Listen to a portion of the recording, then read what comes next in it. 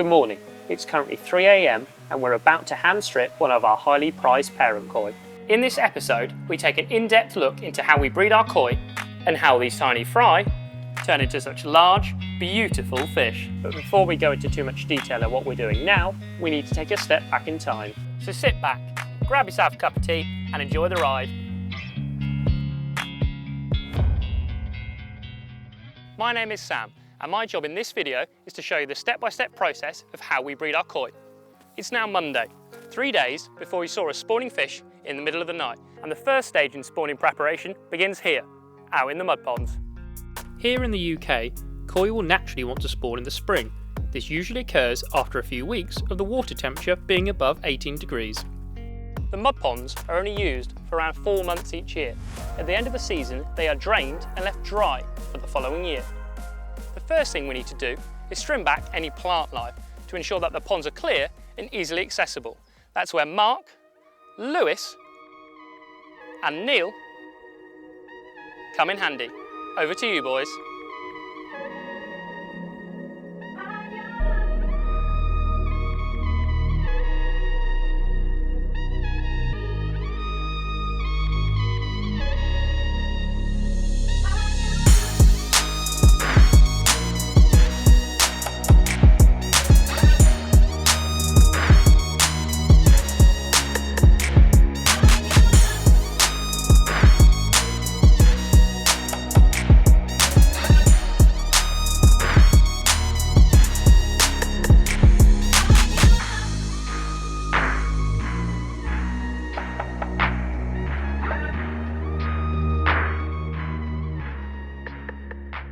Now that the ponds are trimmed, it's time to turn the tap on.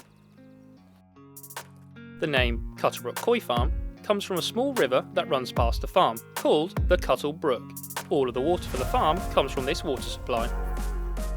The water for the mud ponds is filled by a large pump, which pumps directly into the ponds via a series of underground pipework. Fast forward 48 hours and the pond is now full.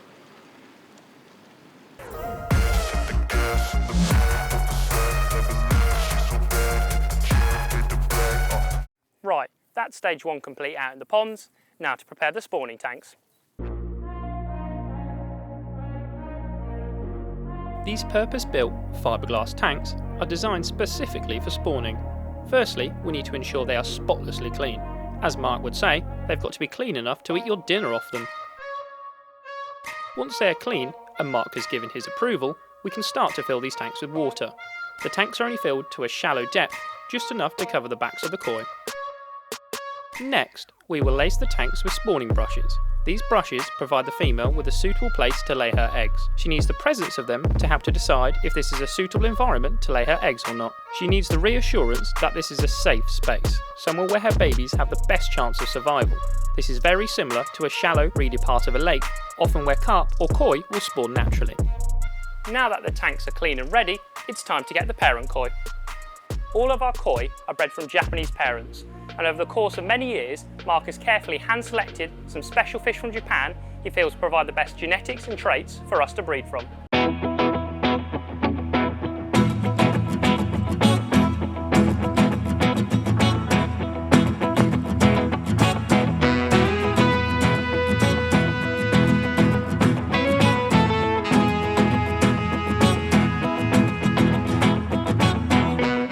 G'day, Sheilas.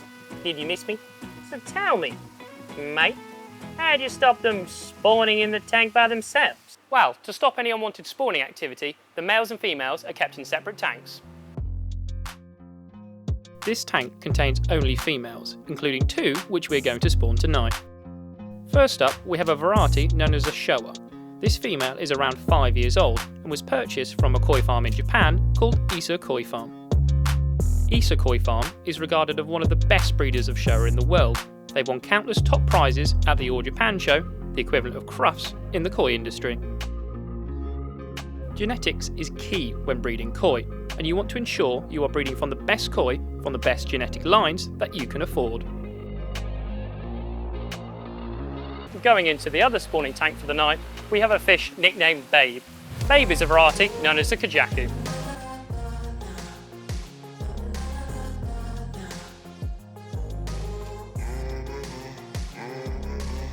Finally, we have the males, who are still large in size, but compared to the females are considerably smaller and subsequently easier to move and handle. Female koi are generally larger frame fish than male koi. This is because the females need a bigger body frame to carry the large amount of egg mass they produce each year. In comparison, males are usually much leaner, skinnier fish. Females will bulk out an egg mass each year prior to spawning, which can be up to an additional 25% of the female's body weight, seen very clearly by the size of the belly on this female Showa.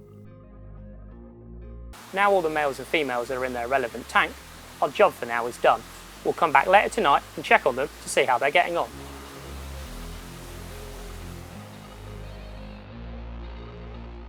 It's currently 10 PM and we've come to check on how the koi are doing. Hopefully at this stage we'll see some signs of activity.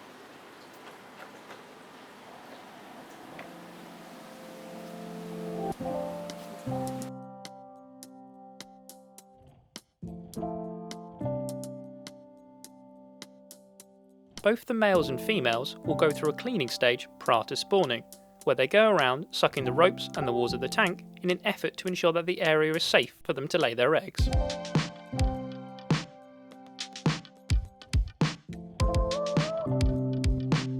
The males will also start to chase the females around to try and incite her to want to spawn.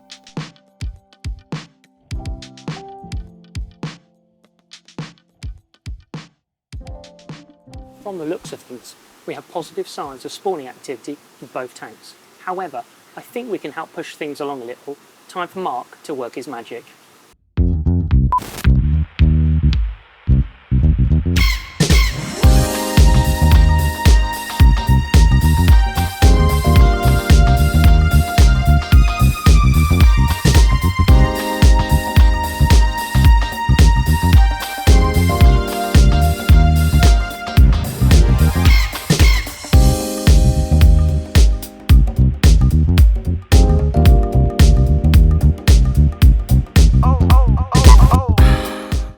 Right, that's enough of that.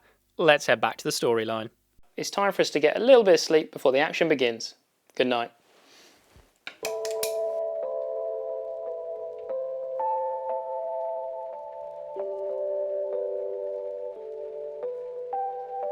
Mark will now set regular alarms in the night where he'll wake up and check the CCTV cameras we have placed over the tanks.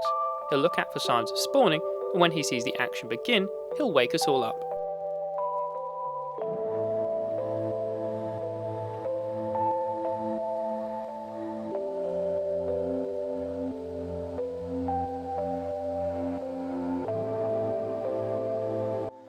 Good morning guys, it's currently 3 AM and Mark has just woken up to say the Showa started spawning. So let's head down there and get cracking.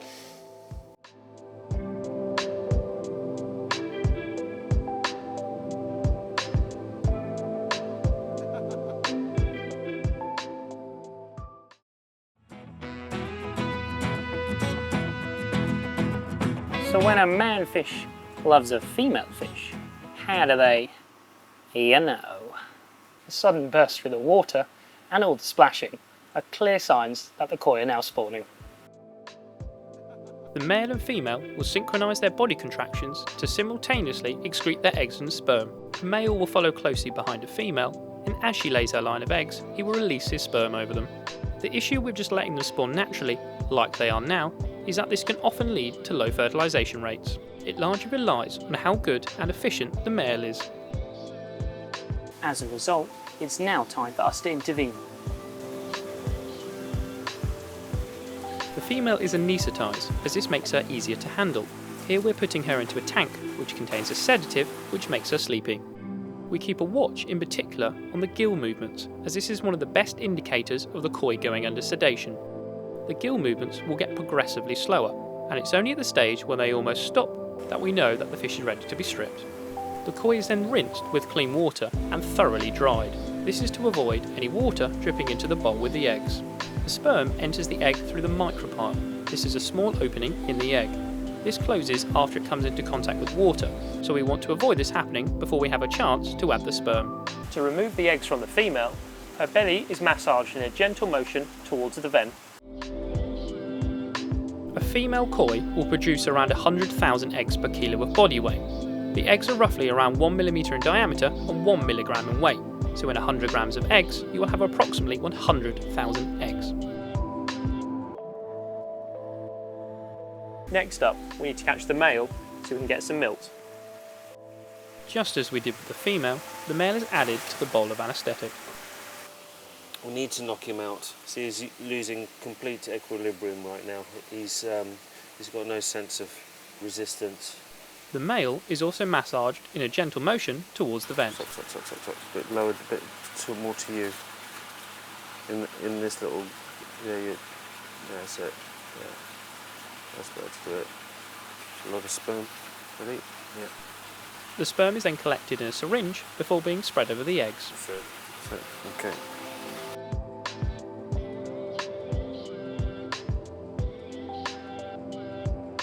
The eggs will be mixed together with the sperm for a few minutes, ensuring the eggs have the best chance of being fertilised. Once the eggs have been stirred, they can be carefully spread over some clean spawning brushes in a separate tank where they can be left to hatch.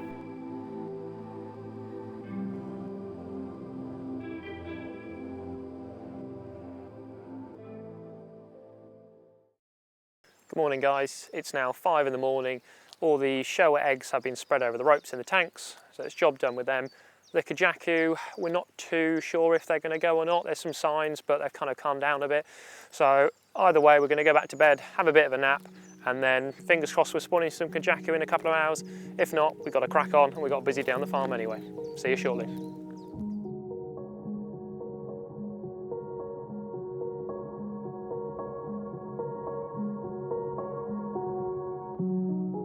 Despite our best efforts, the Kajaku didn't end up spawning that night. To be honest, that is koi farming for you, and things rarely go exactly how you planned. But on a positive note, the Showa produced a lot of eggs, and it's time for us to take a look down the microscope at how they're developing.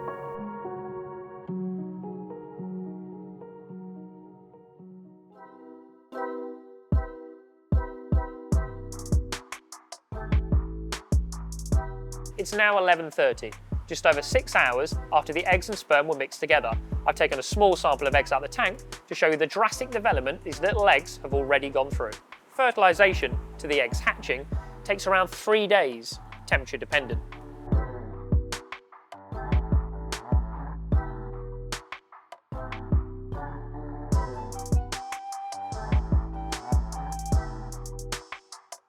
When unfertilised, a koi egg contains approximately 70% protein and 20% water. How this can develop into a tiny koi with a beating heart, backbone and a set of eyes in just 72 hours is truly remarkable. It's now time for us to take you on a journey that shows the incredible creation of life.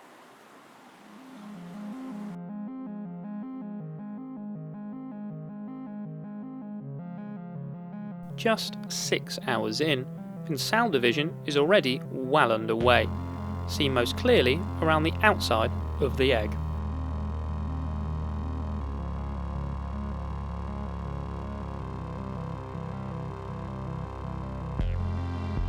After just 1 day, we now have a spine and eyes developing, with an unfertilised egg clear to see.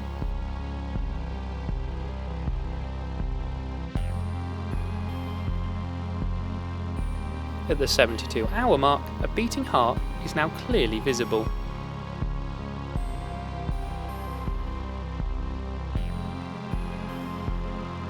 Just 4 days in, and the fry have now all hatched and begin their life outside the egg.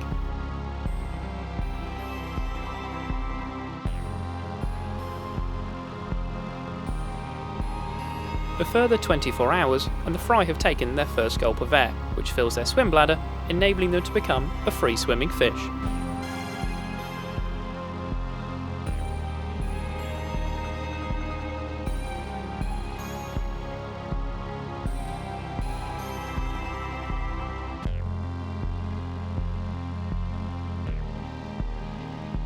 Colour pigment cells are now starting to form, potentially the start of a show-winning pattern. At day 8, the fry have depleted their yolk sac and have now started to eat. You can see the stomach is now full of food. At this stage, they're ready to move out into one of our mud ponds.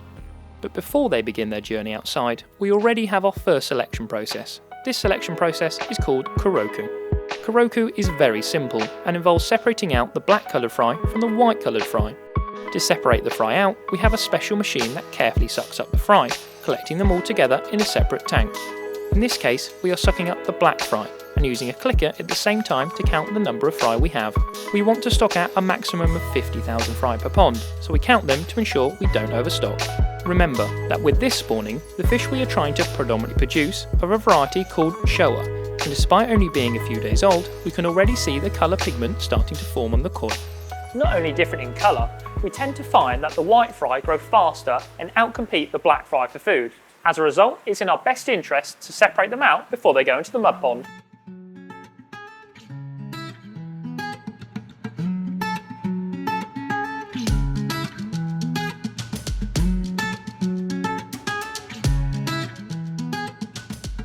The white coloured fry are going to turn into either a shiramuji, which is a plain white koi, a kahaku, which is a white and red koi, a benigoi, which is an all-red koi, or a tancho kahaku, which is a white koi with a red head. Whereas the black fry will turn into either a shiratsuri, which is white and black, a hiyatsuri, which is red and black, or lastly, a Showa, which is white, red and black. You can get all of these koi from just one spawning. Once we have finished grading through all the fry, the black fry are put into one pond and the white fry another. Here you can see a bucket of predominantly black fry. However, there are always a few white fry which accidentally get sucked up, but the vast majority are now separated out and moved out into the mud pond by Mark. Our tiny fry are now entering a whole new world, and if we've got our timings right, a world full of lots of food. As we explained in our last video, the water we use on the farm comes from the Cuttlebrook. Unlike tap water, this river water has a high nutrient load and is full of microscopic life. After the ponds have been filled up, they'll go through a cycle. This cycle begins with an algae bloom, where the water will go bright green from the billions of phytoplankton. I've taken a sample of water out of the pond so we can take a closer look at this underwater life.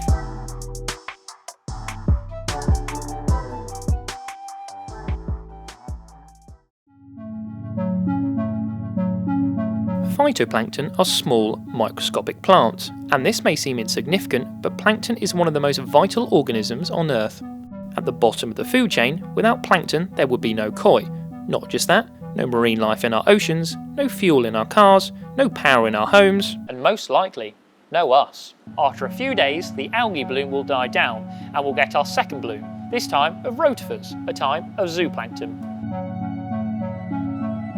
Zooplankton are small, microscopic animals, barely seen by the naked eye. The reason the algae bloom has died down is because the zooplankton have eaten all the phytoplankton. These rotifers may be small, but they're the perfect size food for baby koi. To put this simply, the phytoplankton feeds the zooplankton, and then the zooplankton feed the koi. This is where things can go wrong very quickly. If we put the fry out too early, there'll be too much algae and not enough rotifers. This can kill the fry by supersaturation, oxygen crashes or lack of food. This is a very tense time, and we only have a couple of days to get things right. But thankfully, with these ponds, we got it spot on, and the fish were very quickly seen with fat bellies full of food. Fast forward 2 weeks, and we now have our third bloom in the pond, this time of Daphnia.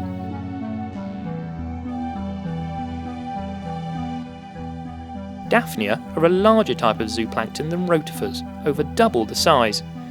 This makes them too large for the fry to eat initially, but once the fry are a few weeks old, the Daphnia are the perfect next step for them.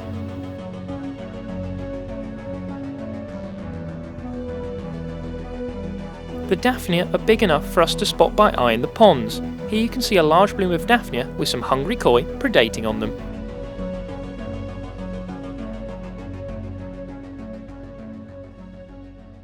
Hi guys, I just want to take a moment to ask for your help. A huge amount of time, money and effort goes into making these videos, and I want to ask a small favour. Can you hit the like button on this video, hit the subscribe button and drop us a comment if you like it, because doing things like that will really help the future of these videos so we can keep making more for you. Thank you.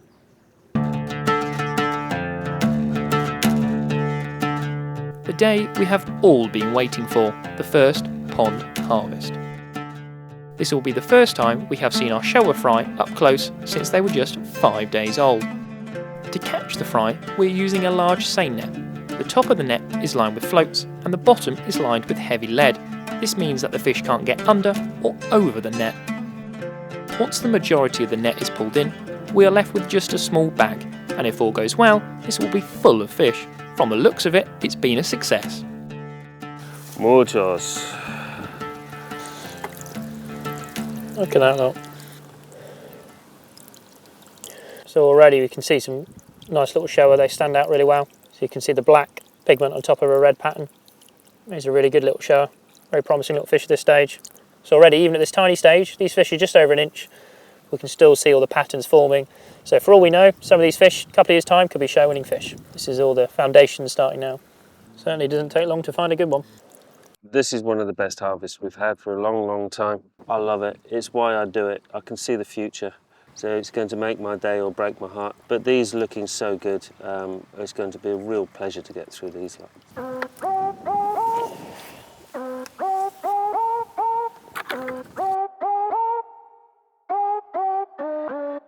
The fry are now carefully netted into buckets, where they are moved into our transport tank. This is a small tank that is solely used for the transporting of fish to and from the mud ponds. It's taking a lot of buckets to empty the net, a good sign of a successful harvest.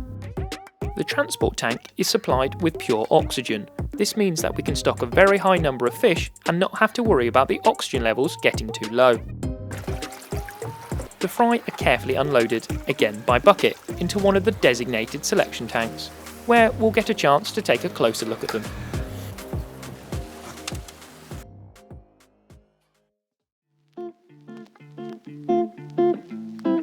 It's now time for Mark to go through and look at every single fish we have just harvested. Yes, you heard that correctly, each and every one. Anyway, that's enough of me. Let's find out what Mark thinks of these koi. So 4 weeks ago, we put the baby fish into the mud ponds. They were the size of an eyelash. This is the first time we've looked at them. And to see the quality of the colours, the quality of the skin is fantastic, really. It's what I do this job for. It's why I do this, is to find fish like this. These are probably the best Showa that we've ever bred on the farm. The quality of them and the number of quality, just outstanding, really. At the end of it, he kept just 2,000 fish, and these lucky koi will go back into the mud ponds for a further few months. And the koi he decided not to keep were made available for sale on our website. Back out in the mud pond, and the remaining fry have now depleted their live food supply, and it's time for Mark to start feeding a dry diet, in this case our 0.5ml fry food.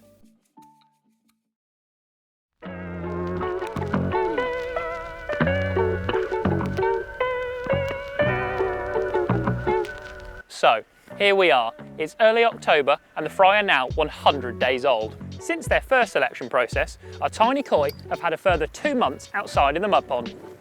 But now the temperatures are starting to drop, it's time to bring them indoors into the Tosa house.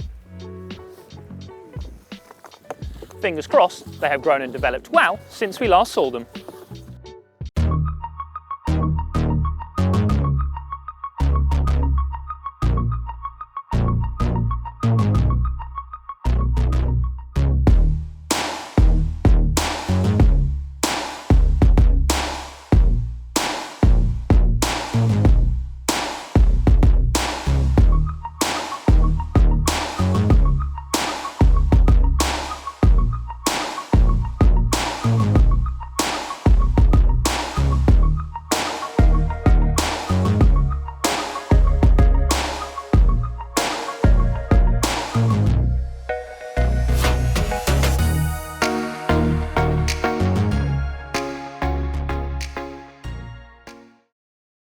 When it comes to second selection, Mark has a particular routine to help get him in the right frame of mind.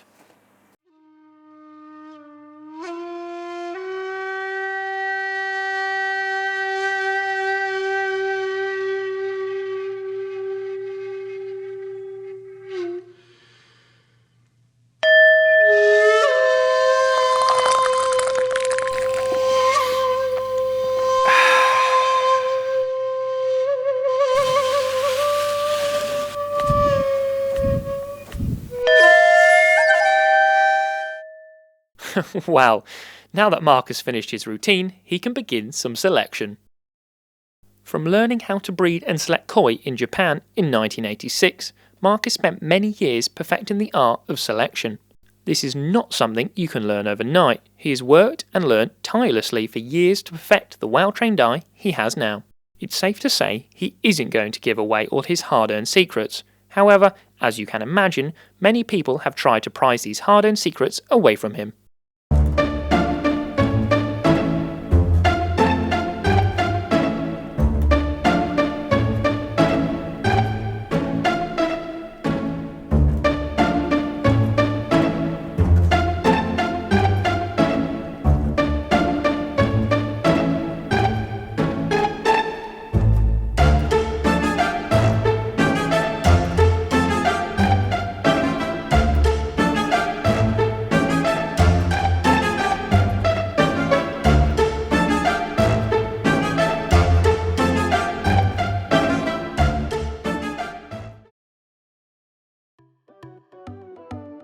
Mark has now finished selecting through all of that pond, and we're left with just these 420 fish. Bearing in mind this pond started out as 22,000 fish, we're left with just 1.9% at 100 days old.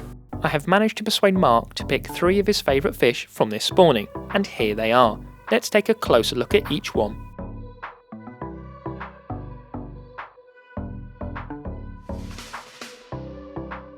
For me, I think the fish with the most potential is fish number 2. However, all 3 of them have great qualities. Which one do you think is the best? Drop us a comment and let us know down in the comment section. In our next video, we'll find these 3 exact fish, see how they've developed and which one looks the best. The koi we have decided not to keep and grow are still happy, healthy, pretty fish. They just don't have the quality of either colour, pattern or body shape we are looking for. A lot of people ask why koi can be so expensive, and that's because a good one is essentially a rarity. Everyone thinks that if you breed koi, they all look pretty, colourful and will be worth thousands of pounds each, but this is far from it. They are living works of art and everyone is different. These koi will now spend the winter in this building at a tropical 23 degrees. Optimum growing temperature for koi is 23 to 26 degrees, so we are providing them with the perfect environment for them to thrive. Combine this heat with good water quality, high quality food, and they'll grow at a rapid rate. The fish we decided not to grow on over winter are then made available for sale on the farm and on our website. Talking of sales, let's take a look at one of our famous open days. Let's head over and take a look around. First up, we have our outdoor vans. These are fish that have come on sale for the first time, and customers here today will get the first pick. Not only a chance to get the first pick, these koi are also on special offer today.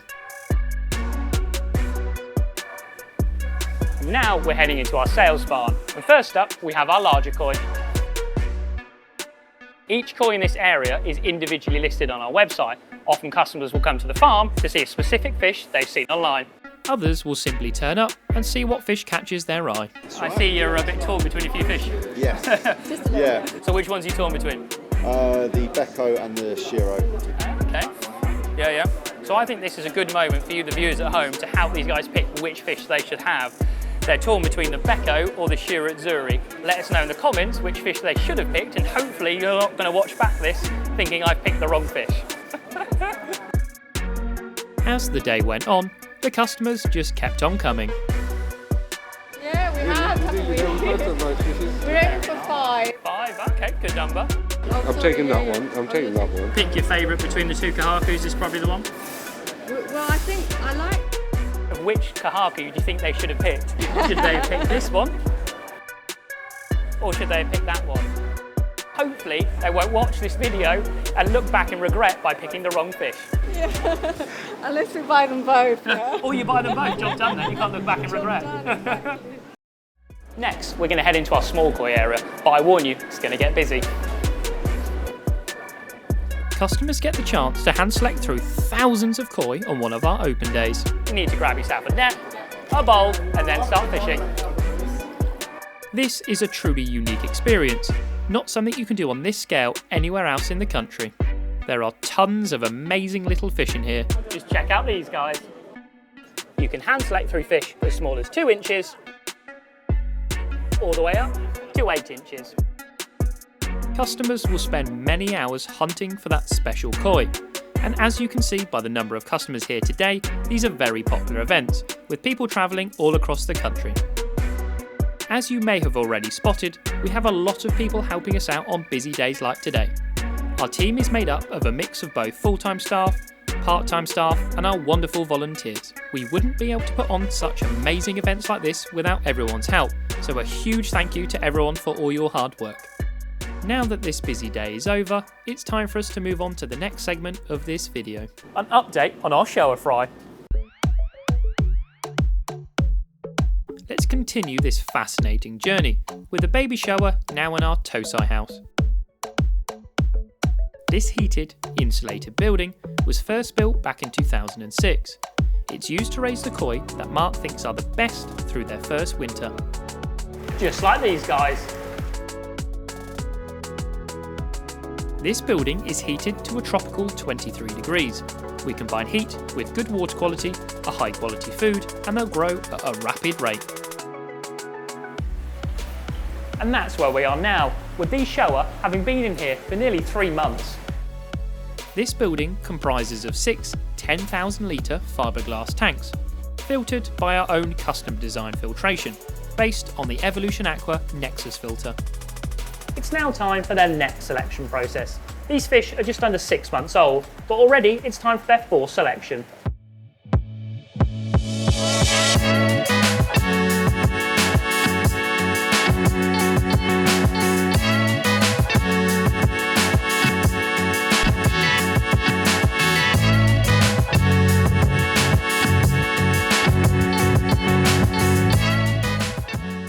Now that the koi are all together, Mark can assess each fish individually.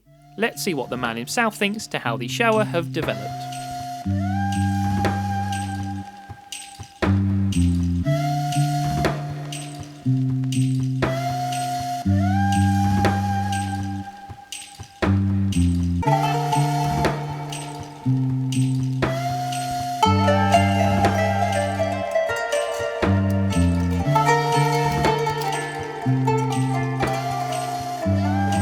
I'm really pleased with them. I can glimpse into the future. I can see where the pattern is. I can see where the pattern is coming through. So it's important at this stage to look at the positioning of the pattern as well as the quality.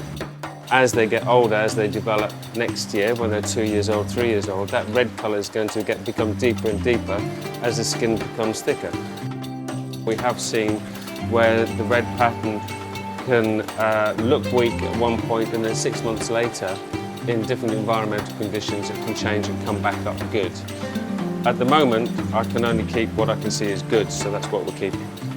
The black pattern does change a lot, and that is quite often temperature related. The warmer the water, the black goes down, the colder the water, the black comes up. Ideally also with Showa, we'd like black at the base of the fins, but also you can get a full black fin at this stage. You cannot really tell too much about the body shape, predicting the future, whether fish is going to grow massive or not at this age. Next September, I'll be able to see really the full potential of the future growth rate on the fish, the future body shape of the fish. It's not as easy as it looks. Not every fish is going to be a grand champion. You might find one at this size. Next selection, it could all go south. There will be some in here which will go the other way and change for the better. So that's koi farming. It's now time for us to find those 3 special Showa from the last episode, and here they are. Straight away, you can see a considerable growth difference between the 3 koi. They came out the mud ponds at around 4 inches, but it looks like fish number 3 is still the same size. Fish number 1, on the other hand, has done some fantastic growing and is well over 6 inches. The development of the black pigment, known as sumi, is very good across all 3 koi. Impressive considering the warm temperature they're currently at. The development of the red pattern, known as Benny, is very different across all 3 koi. The red on fish number 2 is now the weakest of the 3 at this stage, but as Mark has already mentioned, not necessarily a case to write it off just yet. It'll be interesting to see how this looks in the next round of selection. As for fish number 3, this koi may not have grown much, but the red pattern is now the strongest at this stage. Interestingly, this is often the case, and fish that grow the slowest often have the best red. Now that the selection process is over, the fish which Mark has decided are good enough to grow on are released back into the tank. It's now time for us to do some time travelling. Let's skip forward another 3 months for another round of selection. Right, here we are, now in March. Whoa, I think we're meant to be in April. Oh, shit. My bad, let's try that again. Right, we're now in April, definitely April, and the fish have been through another round of selection. Over the past 3 months, the Showa have done some serious growing. Not only that, they're now in a different building on the farm, the Nisai house. The Nisai house is the next step for a few very special fish that make it through to the next round of selection.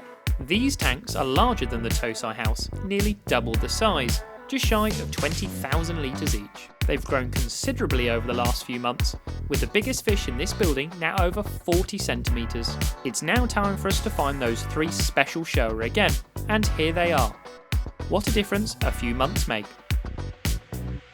Now that you've had a chance to look at them again, do you still agree with your choice from before? The favourite seemed to be fish number 2, but due to the change in red pattern, fish number 3 is now swaying my decision. Drop us a comment and let us know which one you think will turn out best in the long run. There are several Showa which didn't catch your eye before, but are now clear standout favourites in the tank. This really shows how much a koi can change. We're now moving the koi that weren't grown to be selected on out into our sales area. These koi will now be photographed and uploaded to our website, ready for sale. Whilst we're on the subject of sales, it's time to give you an update on the redevelopment of our sales area. We've removed and added a number of new tanks, so to tell you this story, we need to venture back to earlier this year. Here we are, back in January again, and the guys on the farm have been hard at work over the past few months. Back in 2001, Mark built the first sales area on the farm in the form of a polytunnel. This served the farm well for many years, but in 2022, the decision was made to rip down the old polytunnel and replace it with a large steel frame building. Over the course of the next few years, each winter we'll demolish an area of existing tanks and replace them with new, larger, better tanks. We're replacing a number of small ponds with one large 20,000 litre pond, along with 5 other 12,000 litre ponds. This might sound like a lot, but this is only just the start. There'll be nearly 150,000 litres of water in this sales area alone once everything is complete. And what you can see here is the first step in replacing some of the old tanks.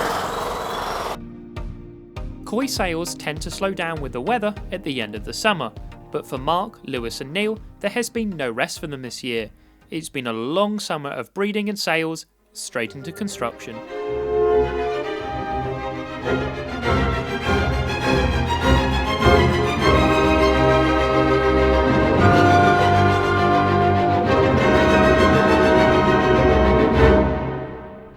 Full credit where it's due, the guys have been working flat out this year.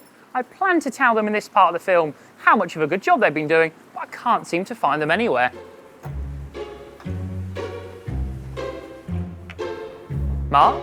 Lewis? Neil?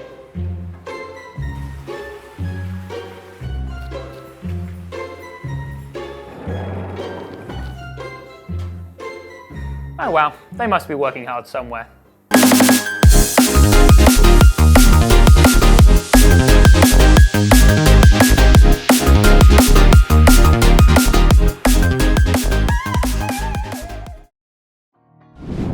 Fast forward a couple of months and we're now back where we started in April, and the first stage is now complete. The new sales area is really starting to take shape and look amazing. Full credit to Mark, Lewis and Neil. The new window tank is a great statement feature for the farm, showcasing some of the best koi we currently have for sale. There are some particularly nice koi in this tank that are all available for sale on our website. The window helps show them off from a different dimension, and as we can... Oh, for God's sake. Lewis! I think it's time for people who've got this far in the video to get a bit of a special treat. Seeing as it hasn't been featured in our last 2 videos, let's take a look at the VIP pond.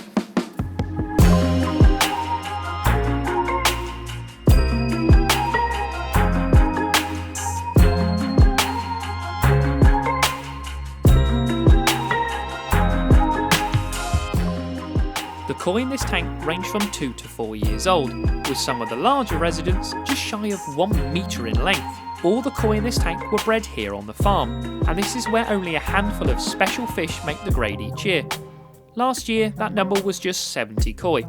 70 koi out of 750,000 koi that we bred that year, which means only 0.0093% made the grade. Anyway, now you've enjoyed that treat, let's head back to our Showa, who are now 1 year and 3 months old. Over the past 5 months, these Showa have been residing in our Nisai house, where they've been growing on with a number of other koi. After they spent the winter in the Tosai house, they were then ready to come into this building for the summer. And first up is fish number 1, which doesn't look too dissimilar as what it looked like when it was small. It's now, however, 39 centimetres, so it's done some good growth, and it's female, which is a good thing. No. We go again. Thank you.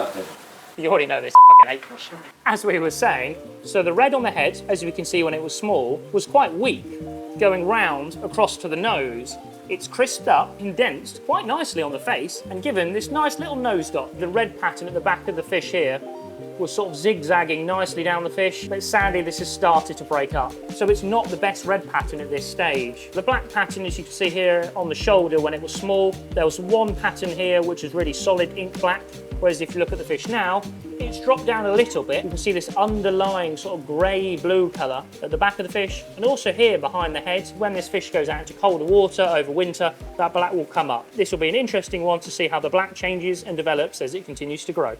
Time to see what fish number 2 looks like. A reminder that these fish are only 1 year and 3 months old. We started this process with 22,000 Showa, which were selected down to just 420. And from this 420, we picked only 3 to follow. This is fish number 2, who is 39 centimetres and is male. When it was small, it had quite a lot of red pattern on the head, which at the time was quite weak, but we were hoping was going to thicken up. But as you can see, it is pretty much completely dropped back off the head. The red patch on the shoulder has sadly started to break up, which is not a good characteristic. We want that red to be one solid patch of colour. The same has happened with the red pattern at the back. Almost gives like a honeycomb effect, which is pretty, but is not technically a good thing to have on a fish like this. The black pattern has dropped down quite considerably, but this isn't actually a bad thing. This has most likely happened because it's quite warm at the moment. It's interesting to see, when the fish was small, the black fins, the pectoral fins I'm talking about here, were pretty much solid black, and it's dropped back to give some perfectly nice, even motoguru, which is a good thing. So I'm happy about the black pattern, not so happy about the red pattern. The body shape looks nice. For a fish this size, it's a nice full fish, it's got a decent sized head. This is fish number 2, which as a lot of you might remember, was my personal favourite pick. Sometimes fish live up to our expectations, sometimes they do not. And sadly, fish number 2 is one of them. Hopefully, this is giving you an insight into how hard koi farming really is. Thankfully, we have saved the best one until the end. And last, but by no means least, we have fish number 3. This is fish number 3. She's female and she's just over 35 centimetres, and we can see some really interesting development from what she looked like when she was only 2 months old to what she looks like now. When she was small, she had a lot of underlying sumi, which is the black pattern. We weren't sure at this stage, was the black going to come or was it going to go? What is really interesting to see is the darker patches of black seem to have stayed, whereas all this light sort of bluey grey kind of colour seems to have pretty much all dropped down. On the whole, this fish has developed really well. To be honest, developed how we would have liked it to have done. If all that black would have come up, it would have been too dark of a fish. What has happened with the belly pattern, the red, so it's sort of tidied up a little bit. Patches have been a bit more refined, which is great. The front leading edge of the red pattern looks really nice, which is the sashi. The back edge, the kiwa here, is brilliant. Every single scale is almost sort of painted on. This fish is the only one really that has sort of lived up to its expectations. And if I'm honest, as much as it pains me to say, I don't think I pulled the right fish when they were small. So if you picked fish number 3, well done. And this shows the truth behind farming these beautiful pet fish. It is such a gamble. Even we can't guess which fish are going to be the best when they're small. Fish number 3 might look the best at this stage, but another 6 months' time and it could all change. You're probably wondering, well, how did the rest of that spawning turn out? Did they turn out better than these 3? Well, good news for you, and for us, we can take a look now. And here they are. These Showa are from the exact same spawning as the 3 Showa I have just shown you, and boy have they developed nicely. As you've seen from the change in our 3 little Showa, this variety can develop drastically when they are small, but thankfully this batch have developed really well. And they might not have caught our eye when they were small, but they certainly are now. If you want to find out more about these specific Showa and what makes them good at this stage, make sure you hit that subscribe button, as we'll have another video coming out soon that discusses just that. What are you doing? Nothing. You've not seen anything. Come on, fishy. I'm going to get killed for doing this. I was not the type to play hard to get. I've decided I want to put fish number 3 into the VIP pond, but I've not told the others because I don't think they'd agree with me. But you know what? Stuff them. We're going to put it in anyway. We're in the clear. Let's go stick it into the big pond. We're all good. No one's in there. Shh. Don't tell Mark. After what has been a time-travelling whirlwind of a video, we have now sadly reached the end. If you enjoyed this video, please can you give it a like and drop us a comment, because it helps hugely in the growth of this video. We'll be back again soon with another instalment about the farm in the summer. If you want to follow this journey, make sure you hit that subscribe button. Thanks for watching, and hopefully we'll see you on the farm soon.